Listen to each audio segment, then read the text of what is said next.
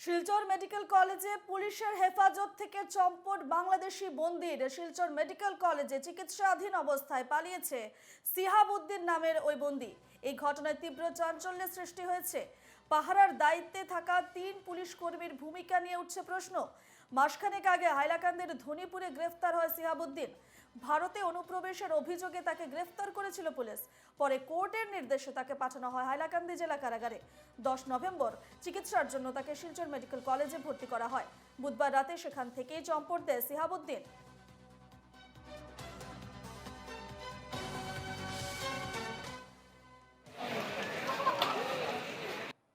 এ নিয়ে বিস্তারিত জানবো। ফোন লাইনে রয়েছেন আমাদের প্রতিনিধি পাপলু দাস। পাপলু, শিলচর মেডিকেল কলেজে পুলিশের হেফাজত থেকে চম্পট দিয়েছে বাংলাদেশি বন্দি, তার কোনো হদিশ মিলেছে কি? পুলিশের তদন্তে কত দূরে গিয়েছে কি জানাচ্ছ?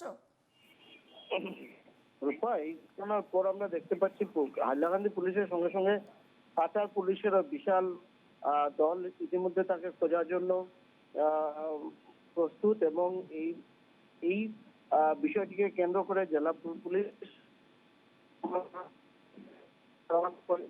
বিভিন্ন থানাতে ইনফর্ম করে দেওয়া হয়েছে, যাতে এই যে বাংলাদেশি শিলচর মেডিকেল কলেজ থেকে পলায়ন করলো তাকে যেন অতি সত্বর যে কোনো ভাবে হোক আটক করতে পারে। এই ঘটনাকে কেন্দ্র করে বিশেষ করে হাইলাকান্দি পুলিশের যে গাফিলতি, সেটা সামনে হাইলাকান্দি থেকে গত 10 নভেম্বর, তুমি যেটা বলছিলে, 10 নভেম্বর শিলচর মেডিকেল কলেজে আসা, তাকে চিকিৎসার জন্য নিয়ে আসা হয়। 3 জন পুলিশ সেখানে প্রহরারত অবস্থায় ছিলেন, এবং শিলচর মেডিকেল কলেজে একটা বিশেষ ব্যবস্থা রয়েছে কয়েদিদের পরীক্ষার, স্বাস্থ্য পরীক্ষার জন্য, বা সেখানে শিলচর মেডিকেল কলেজে করানোর মতো একটা বিশেষ ব্যবস্থা রয়েছে।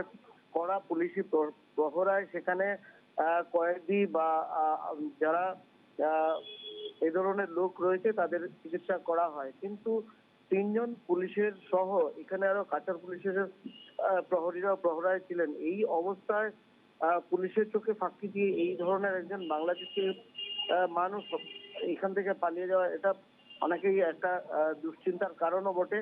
এবং পুলিশের পক্ষ থেকে যথাযথ ব্যবস্থা গ্রহণ করা হয়েছে, পুলিশের পক্ষ থেকে ইতিমধ্যে ব্যবস্থা গ্রহণ করা হয়েছে। এবং একেবারে জেলা এখানে পুলিশ প্রশ্ন উঠছে পাপলু, কি করে পুলিশের প্রহরা থাকা সত্ত্বেও, এত কঠোর নিরাপত্তা থাকার পরও কি করে এই কয়েদি পালালো? হাসপাতাল কর্তৃপক্ষ কি জানাচ্ছে? এই ক্ষেত্রে হাসপাতাল কর্তৃপক্ষ, যদিও শিলচর মেডিকেল কলেজের ভেতরের ঘটনা, শিলচর মেডিকেল কলেজের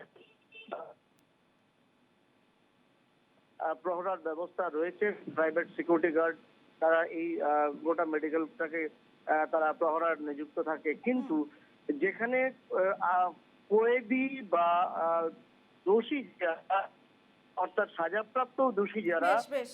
তারা যেখানে চিকিৎসা করা হয় বা তাদের যেখানে চিকিৎসা করানো হয়, সেই জায়গাটা সম্পূর্ণ মেডিকেল কলেজেরই ভিতর আরেকটা আলাদা জায়গা, এবং সেখানে সাধারণ মানুষের প্রবেশ তো কোনোভাবেই প্রবেশ নিষিদ্ধ। পাশাপাশি কড়া করা হয়, ব্যারিকেড দিয়ে জানলা দরজাগুলো সেভাবে সম্পূর্ণ সুরক্ষিতভাবে রেখে বেশ, তারপর ধন্যবাদ পাপলু।